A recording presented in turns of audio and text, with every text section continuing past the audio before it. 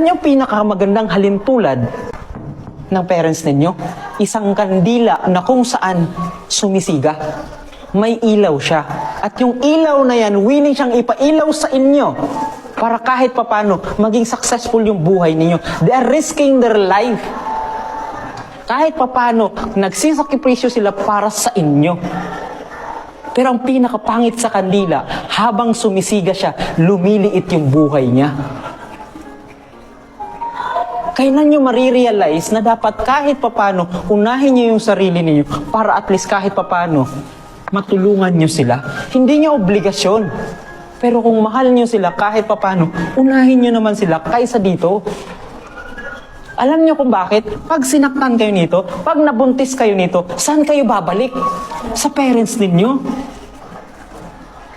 Pero dahil mahal kayo ng parents ninyo, dahil sila yung ilaw ninyo, tatanggapin nila kayo.